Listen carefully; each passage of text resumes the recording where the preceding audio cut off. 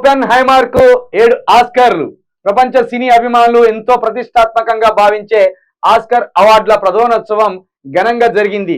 Los Angeles లోని Dolby theatre ఈ వేడుకకు వేదికగా మారింది.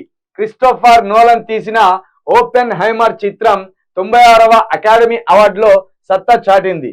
మొత్తం 7 విభాగాల్లో ఈ సినిమా అవార్డులను గెలుచుకుంది. ఓపెన్ హైమర్ తో పాటు poor things, Barbie, the zone of interest, anatomy of A fall చిత్రాలకు అవార్డులు దక్కాయి. మొత్తానికి నిన్న 96వ అకాడమీ అవార్డులు అదే ఆస్కర్ అవార్డులు అంగరంగ వైభవంగా జరిగినాయి. ఇది ప్రపంచవ్యాప్తంగా సినీ కళాకారులకు ఒక పెద్ద పండుగ. ఇది మన దగ్గర అంతకు ముందు ఉమ్మడి ఆంధ్రప్రదేశ్ ఉన్నప్పుడు నంది అవార్డులను ఉండేది.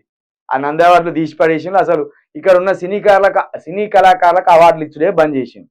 ఇది నిజంగా బాధాకరం. ఎందుకంటే సినీ యాక్టర్లకు పైసలు వచ్చేదానికంటే ఆ సినిమాలో వాళ్ళు యాక్టింగ్ చేసిన దానికి అవార్డులు వస్తే అది చాలా సంతోషిస్తారు వాళ్ళు.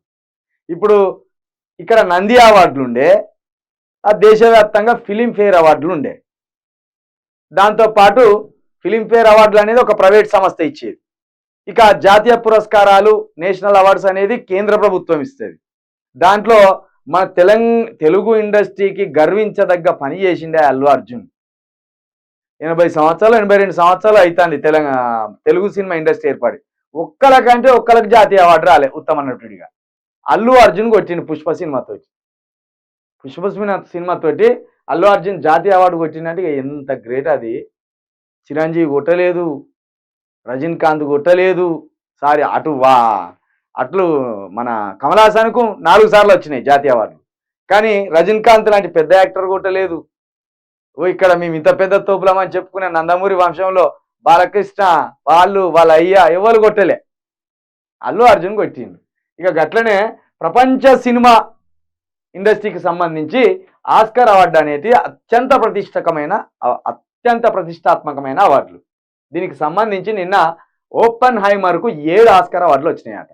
మరి ఈ సినిమా స్టోరీ ఏంది, ఈ సినిమాలు అంతగానే ఏమున్నది మనం అయితే చూడలేదు. సినిమాలు చూసి చాలా బంద్ పెట్టినాం కాబట్టి ఇక తెలియదు మనకు. మొత్తానికి ఆస్కర్ అవార్డులో మరి మనకి పోయినసారి అయితే మనకు RRRకు ఒక సాంగ్కి వచ్చింది ఆస్కర్ అవార్డు, నాటు సాంగ్కు వచ్చింది.